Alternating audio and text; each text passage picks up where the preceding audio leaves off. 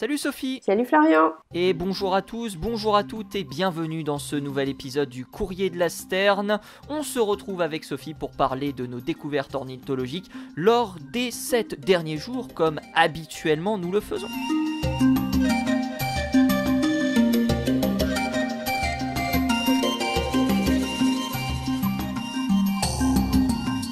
J'ai pas du tout ramé.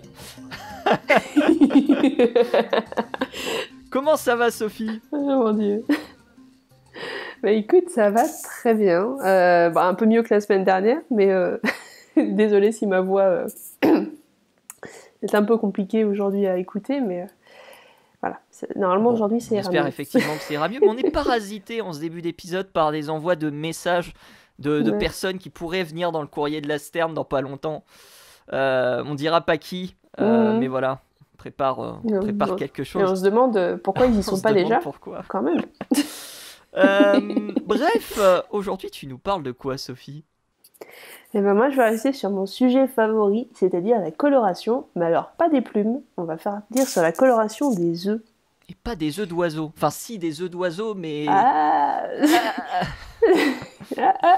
Tu gâches tout le suspense là, c'est terrible. C'est vrai. Et bah, puisque j'ai gâché le suspense, pourquoi tu commencerais pas à parler donc de ton sujet, coloration des œufs, du coup des œufs d'insectes, évidemment. D'insectes, puisque... Mais ça vole, il y en a qui volent aussi. Hein, ça exactement. Est-ce que ça peut être des oiseaux du coup ? je ne sais pas, faudrait voir. Bref, voyons le sujet du jour au niveau de la coloration des œufs. Alors, pour finir tout de suite avec le suspense, aujourd'hui on va parler de la coloration des œufs, mais alors pas les œufs des petits piou-piou que vous connaissez avec les jolies petites plumes et qui piou-piouent gentiment le matin près de chez vous. On va parler de la coloration de leurs ancêtres, les dinosaures, donc les dinosaures non aviens en l'occurrence, vu qu'on va parler des ancêtres des oiseaux. Alors, il y a un article qui est paru dans Nature il y a pas longtemps, qui a fait un petit peu de bruit, qui est sorti aussi dans National Geographic, du coup, vous pourrez le retrouver en accès libre, hein, c'est un Nature, on vous mettra le lien si ça vous intéresse. Et cet article, voilà, habituellement vous avez toujours les liens en dessous quand même de la vidéo, c'est important. Et cet article est intéressant parce qu'il s'est intéressé à la coloration des œufs de certains dinosaures, et avec quelques résultats, ma foi, assez intéressants, parce qu'on part sur des couleurs assez vives. Alors on part sur plusieurs types de pigments sur les œufs des dinosaures qui ont été retrouvés. On part sur des pigments que vous connaissez peut-être si vous avez vu mon épisode sur la coloration des plumes des oiseaux. Parce qu'on part sur un pigment qui s'appelle la protoporphyrine. La protoporphyrine, c'est quoi ? C'est une porphyrine, mais du coup... un peu plus ancienne, hein, comme son nom l'indique. Et une porphyrine, si vous vous souvenez de mon épisode, c'est un pigment qui est dans les tons brun assez chaud, donc entre le rouge, orangé, et puis le brun un peu plus foncé, mais toujours une couleur assez chaude comme ça. Et on part aussi sur un autre type de pigment, qui va être la biliverdine, qui va donc vous donner des pigments plutôt vert-bleu. Donc on est sur des œufs qui sont finalement assez colorés et qui se rapprochent beaucoup des œufs des oiseaux actuels, notamment si vous connaissez les œufs d'émeu par exemple, qui ont une superbe couleur vert foncé.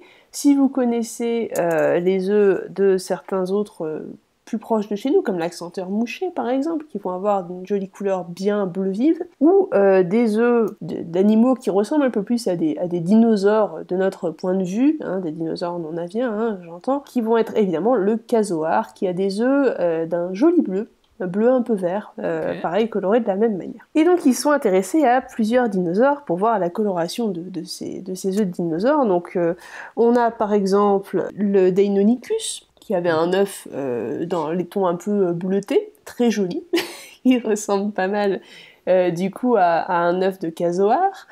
Vous noterez la ressemblance entre les deux bestioles quand même, c'est assez frappant. Des troodontidés aussi, où là on va pas avoir une coloration bleue, mais plus des taches un peu dans les tons un peu brunes. Et puis on va avoir plein de différents autres, de micro-troodontidés aussi, qui ont été testés, ce genre de choses. Et ils ont aussi testé, en plus de la coloration des œufs, le fait de savoir si les œufs étaient à coquille dure ou à coquille molle. Alors, bon, vous savez certainement que les œufs à coquille molle, ça existe encore de nos jours, alors pas chez les oiseaux, mais chez leurs cousins, les crocodiliens et les tortues notamment, qui vont dans ces cas-là enterrer leurs œufs dans du sable, dans de la terre meuble, enfin bref, pour les protéger et pour qu'ils conservent une certaine chaleur aussi. Et donc l'hypothèse qui a été faite, c'est que les animaux qui avaient des œufs à coquille molle, donc en l'occurrence on va parler ici du Protoceratops et du Masospondylus par exemple, qui vont avoir des œufs à coquille molle, ceux-là on suppose que du coup ils faisaient des nids où ils enterraient leurs œufs, et qu'à partir du moment où on a commencé à avoir des œufs qui étaient à coquille dure, ceux-là n'étaient plus enterrés. Donc par exemple le Deinonychus, voilà, faisait des œufs qui devaient correspondre plus ou moins à ce qu'on connaît des œufs, des nids d'oiseaux actuels. Alors, pas forcément des nids d'oiseaux dans les arbres, évidemment, vu que c'était des animaux qui ne volaient pas forcément, hein, c'était des animaux qui restaient au sol, plutôt, et qui, du coup, devaient faire des œufs au sol, très proches de ce que on peut avoir au niveau des œufs d'autruche, par exemple, ou des œufs d'espèces qui vont rester sur le sol la plupart de leur vie. Et donc, tout ce qui est Troodontidés et puis Deinonychus, voilà, on suppose que ça ressemblait un peu à ces pontes d'autruche, d'émeux ou de casoars qui étaient des œufs sur le sol et qui du coup pouvaient avoir des couleurs assez flashy, un peu comme nos œufs d'oiseaux actuels. Alors, on ne connaît pas tous les motifs qu'il y a dessus. Oui, excuse-moi. Du coup, pourquoi avoir des œufs avec des couleurs aussi vives lorsqu'on est au sol? Ça peut attirer facilement les prédateurs. Alors, très bonne question.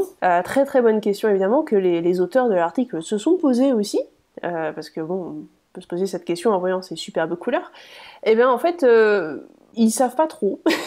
Il y a quelques hypothèses, cela dit. Et alors, il est possible que ce soit pour les protéger, il y a une sorte de camouflage aussi, parce que c'est vrai que si on a un œuf qui est dans les tons verts, on va se confondre avec la végétation autour, bon, c'est possible le camouflage. On va partir sur du camouflage aussi pour des œufs qui vont être colorés avec des teintes un peu plus brunes, parce que là on va pouvoir avoir par exemple des points, enfin bref des patterns dessus qui vont permettre de camoufler l'œuf. Alors pour les patterns, on n'est pas encore certain de comment c'était sur les œufs de dinosaures, hein, parce que l'analyse a juste permis pour l'instant de savoir qu'il y avait certaines molécules, mais on ne sait pas comment elles étaient réparties sur la coquille de l'œuf, donc on ne sait pas trop dans quel pattern c'était fait.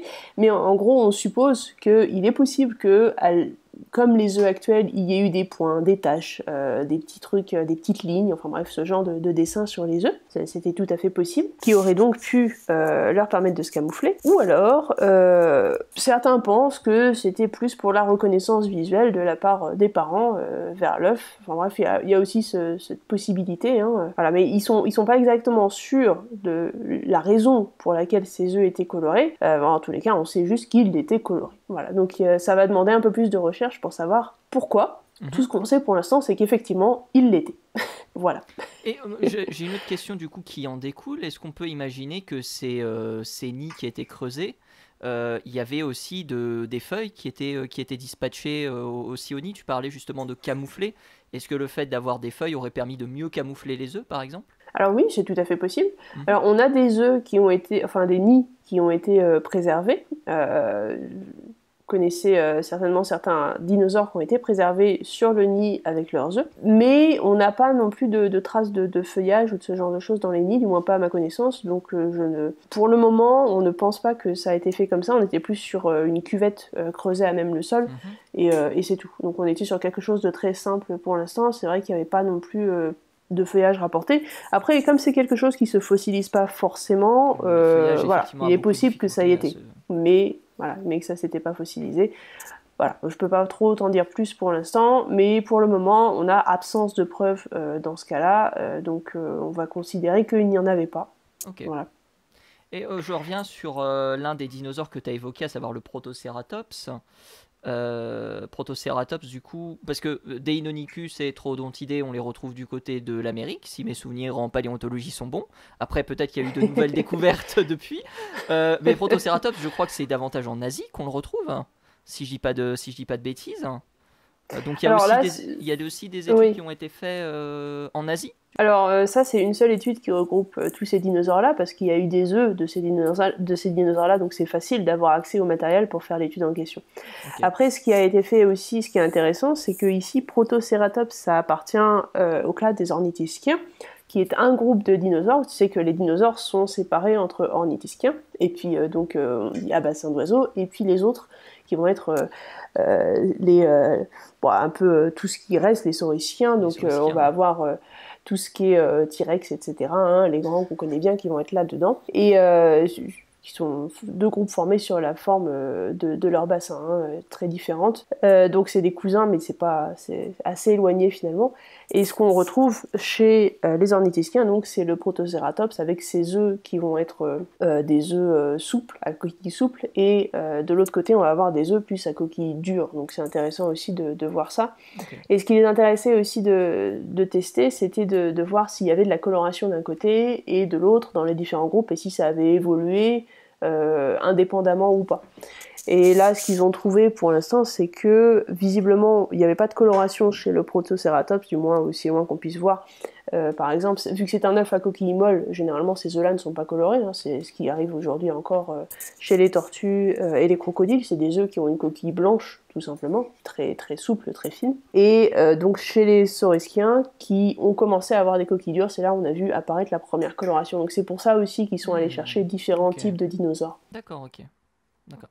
Bon, pour ceux qui connaissent un peu le monde des dinosaures, pour ceux qui ne connaissent pas, il y a un célèbre fossile de Protoceratops et de Vélociraptor. Les deux sont enchevêtrés l'un avec l'autre, et donc ça a été découvert dans le désert de Gobi, si mes souvenirs sont bons, et on suppose que les deux se battaient avant qu'une coulée de sable recouvre le fossile. C'est un fossile qui est extrêmement célèbre dans le monde de la paléontologie, donc c'est pour ça que j'ai été aussi un petit peu surpris de retrouver le Protoceratops. Mais oui, effectivement, pour faire la comparaison entre les deux groupes, c'était tout à fait logique. Par rapport à ce que tu as dit au niveau des motifs sur les œufs, on a effectivement fait un épisode du Courrier de la Sterne dessus. C'est l'épisode 29, Pi et Collégramme, où on parle de l'indicateur. Enfin, tu parles de l'indicateur. Et puis il y a un autre épisode où tu parles de la couleur. Cet épisode, que je le retrouve, c'est l'épisode numéro 22, La tête à l'envers, où tu parles également de couleurs chez les oiseaux. Voilà, pour les quelques compléments qu'on peut aussi apporter de notre côté vis-à-vis de ce qui a déjà été fait sur le Courrier de la Sterne. Merci beaucoup, Sophie, pour cette petite information. Est-ce que tu veux rajouter quelque chose d'autre? J'ai l'impression d'être à la fin de l'émission, mais non, vous inquiétez pas, il y a encore un sujet derrière. On espère bien qu'il y a encore un sujet derrière, mais non, pour l'instant tout va bien. Juste pour rajouter un peu sur l'endroit d'où proviennent les dinosaures qui ont été utilisés pour l'étude. Donc comme tu l'as dit, il y a plusieurs parties du monde. Notamment, on a les fameux microtroodontidés qui viennent de Mongolie, qui ont été utilisés pour l'étude. Okay. On connaît bien aussi avec des œufs, avec des gisements qui sont extrêmement bien préservés, qui sont superbes à voir. Vous avez évidemment les troodontidés qui viennent d'Amérique du Nord, qui ont aussi été utilisés pour l'étude. Puis pour les autres, comme tu l'as dit, il y avait des titanosaures. Alors, non, je ne l'ai pas dit qu'il y avait des titanosaures, mais en l'occurrence, il y a aussi du titanosaure qui vient de France, parce que vous savez qu'on a des coquilles de titanosaures en France, et qu'il est tout à fait possible de les analyser. Donc, il y en a aussi qui sont venus de là. Et donc, les titanosaures, juste pour vous le rappeler, c'est un œuf, par contre, qui est à coquille dure. Celui-là n'est pas à coquille molle. Mais je suis sûre que si vous allez dans le sud de la France, vous pourrez tout à fait en trouver, et vous verrez des petits morceaux de coquille dure, un peu comme si vous aviez écaillé un œuf. Voilà. Et puis des Deinonychus, on le retrouve à Jurassic Park, bien sûr. Évidemment, voyons, Isla Nublar. Exactement. Non, on le retrouve évidemment aux États-Unis, bien sûr, des Deinonychus, comme les troodontidés, bien évidemment.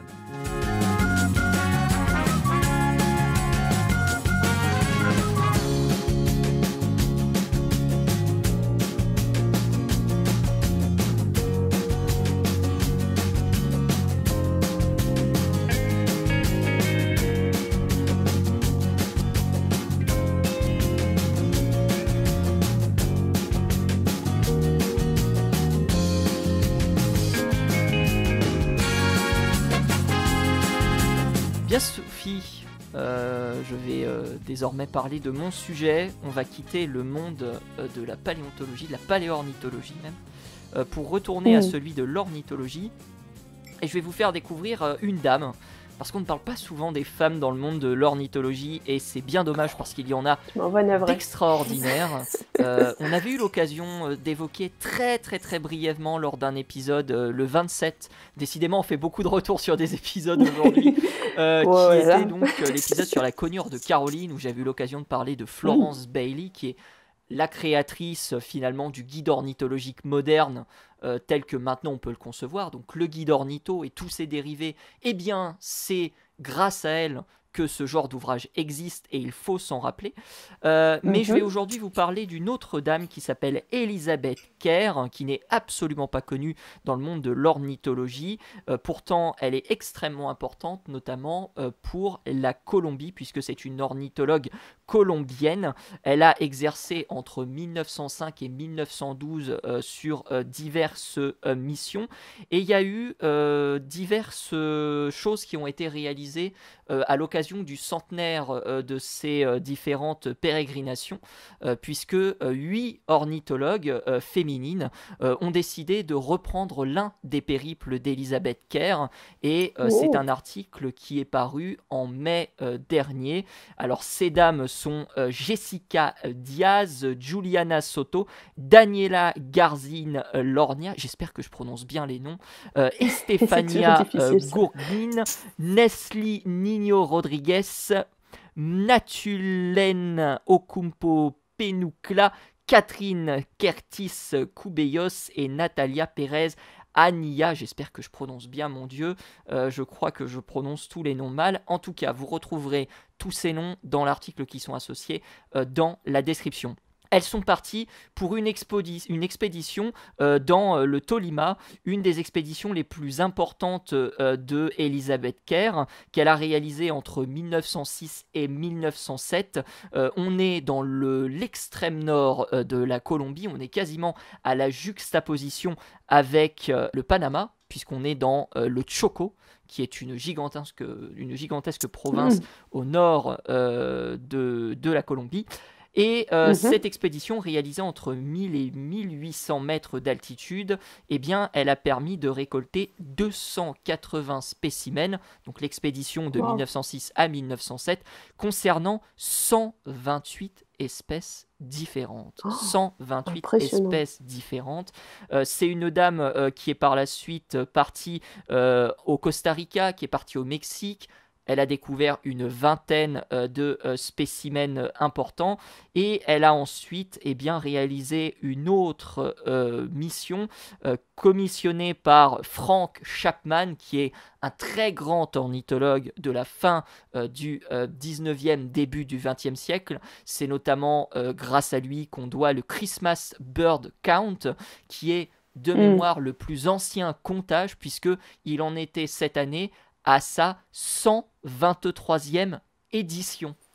123e édition du Christmas Bird Count, qui consiste à se réunir aux alentours des fêtes de Noël et à recenser les oiseaux que vous voyez. Donc commissionnée par Frank Chapman, elle a eu l'occasion de, à ce moment-là, découvrir environ 200 espèces. On est toujours en Colombie, et elle va notamment découvrir, ou plutôt redécouvrir, des espèces qui sont extrêmement rares encore aujourd'hui, comme le coucou de Rufus.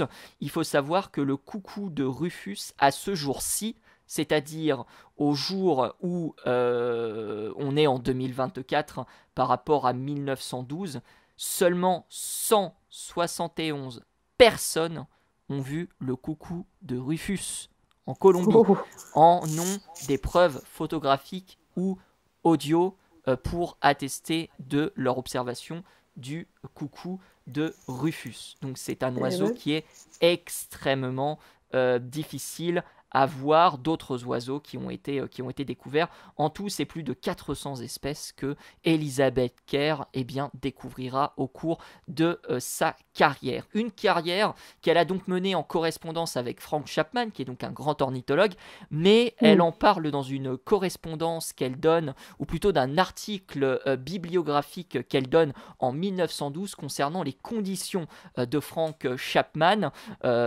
puisque apparemment c'était une correspondance plutôt dure. Frank Chapman avait énormément d'exigences vis-à-vis d'Elizabeth Kerr, du fait que ce soit bien évidemment une femme, qu'elle est évidemment beaucoup plus à prouver que les hommes. Il lui demandait à chaque fois, alors qu'elle était novice dans le domaine de l'ornithologie, faut savoir que même si elle a eu l'occasion, même si on ne connaît pas son parcours au niveau de sa scolarité ou des études qu'elle a entrepris par la suite ou du mentorat qu'elle a pu avoir, on suppose de par la correspondance qu'elle a eue qu'elle devait avoir une éducation plutôt aisée, mais ce n'est pas parce qu'elle avait une éducation aisée qu'elle avait forcément toutes les connaissances dans le domaine de l'ornithologie, et Frank Chapman l'a traitée comme telle, c'est-à-dire une expert de l'ornithologie, et lui demandait énormément de choses.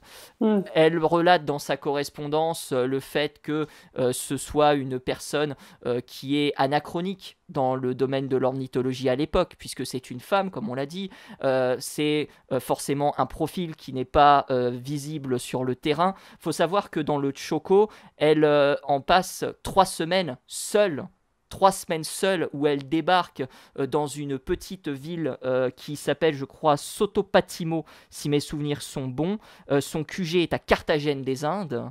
Elle débarque dans ce petit village et elle va par la suite dans la forêt tropicale, seule pendant 3 semaines, recueillir des spécimens d'oiseaux qu'elle va par la suite envoyer à Frank Chapman contre, et bien évidemment, des ressources et de l'argent. Voilà pour Elizabeth Kerr, qui aura donné son nom à une espèce. Et non, même pas qui aura donné son nom à une espèce, parce que non, mais c'est ça qui est le plus, triste. C'est ça qui est le plus triste dans l'histoire. Elle avait donné le nom de son oiseau, mais pas vraiment, parce que l'oiseau qu'elle a trouvé, c'est le Tinamu Choco. Et comme tu l'entends si bien, le Tinamu Choco ne porte pas le nom de Kerr. On aurait pu dire le Tinamu de Kerr. Alors c'est le cas dans le nom latin de l'oiseau, Cryptorillus kerriae, mais le nom français comme le nom anglais ne contient pas le nom d'Elizabeth Kerr. Et je vais terminer par une petite histoire dramatique, vraiment dramatique, qui s'appelle The Invisible Woman. Et c'est une histoire absolument fascinante. On est en 1871-1872. Henri Dresser réalise une série d'ouvrages qui s'appelle Birds of Europe. Henri Dresser, Birds of Europe. C'est 6 ou 7 tomes, je ne sais plus, qui sont réalisés, qui sont confectionnés et qui doivent être évidemment dessinés avec des espèces qui doivent être colorisées et dessinées. 634 espèces sont présentes dans ce volume. 634 espèces. Elles sont dessinées par diverses personnes, 3 hommes principalement, mais aussi d'autres petites mains qui vont coloriser les différents ouvrages qui vont par la suite partir à l'impression. C'est plus de 250 000 ouvrages qui auront été vendus lors de cette période. Eh bien, il faut savoir que les hommes sont cités en remerciement de la colorisation de ces différents ouvrages, mais pas les femmes. Les femmes ne sont pas citées. Pourquoi ça m'étonne pas ? On sait qu'elles ont travaillé dessus. Il y a environ 65 artistes. On ne sait pas si c'est hommes ou femmes confondus, ou femmes ou hommes uniquement, qui auraient travaillé sur cet ouvrage. Mais on sait que les femmes qui ont travaillé sur cet ouvrage ne sont pas nommées, ne sont pas remerciées. Voilà. Et ça me rend triste parce que des femmes dans le monde de l'ornithologie, il y en a vraiment des incroyables. Et j'ai fait une recherche pour l'ornithologie française. Et je vais être honnête, je pensais pas que c'était aussi dramatique en France, parce que je ne sais pas si on a une ornithologue française connue. J'ai fait une recherche et j'ai trouvé des hommes bien sûr, mais des femmes ornithologues françaises malheureusement. Je n'en ai trouvé aucune. Voilà malheureusement les quelques petites histoires et ce parcours d'Elizabeth Kerr aura inspiré bien évidemment ces 8 personnes que j'ai citées en introduction qui auront trouvé 89 espèces quand même lors de leur pérégrination, dont 26 en commun avec Kerr via l'expédition menée en 1907. Voilà. Article évidemment à retrouver dans la description de ce podcast. Voilà, voilà. Eh ben. J'espère qu'on aura l'occasion de parler d'autres femmes dans le courrier de la Stern. Mais on assiste quand même à du mieux lors de ces dernières années, je dirais, avec de plus en plus d'initiatives qui sont mises en place. Et le fait aussi que l'ornithologie a besoin de se rendre accessible et de se rendre le plus diversifié pour tous et pour toutes. Et ça, c'est quelque chose de très important. C'est vrai. Ouais, je pense que dernièrement, il y a quand même beaucoup plus de possibilités aussi. Mais c'est vrai que quand c'était au 19e siècle ou un peu avant, toutes les découvertes faites par des femmes étaient généralement récupérées par les hommes qui disaient que c'était eux qui les avaient découvertes parce que bon, elles faisaient partie de leur laboratoire, mais servaient de petites mains uniquement, donc n'étaient pas créditées. Ah, c'est ça. Bon, ça arrive aussi pour d'autres positions, évidemment. Mais voilà, je voulais parler de ce sujet et j'espère qu'on aura l'occasion de découvrir ensemble d'autres femmes qui ont marqué le monde de l'ornithologie, que ce soit en Europe ou que ce soit partout ailleurs dans le monde. Et ce sera le sujet pour un prochain épisode. Oh, incroyable, elle termine l'épisode. Bah vas-y, finis donc. Je t'écoute. Eh bien... Très drôle. Bref, c'est la fin de cet épisode du Courrier de la Stern. Merci beaucoup Sophie d'avoir été présente. Est-ce que tu veux rajouter quelque chose ? Merci à toi d'avoir été là et de nous avoir montré de superbes histoires. Ça fait toujours plaisir. J'espère qu'on aura l'occasion effectivement de raconter des histoires bien plus qui se finissent bien mieux dans les prochains épisodes du Courrier de la Stern. Plus joyeuses, exactement, je cherchais le mot. En tout cas, chers auditeurs, chères auditrices, on se retrouve la semaine prochaine pour un nouvel épisode du Courrier de la Stern.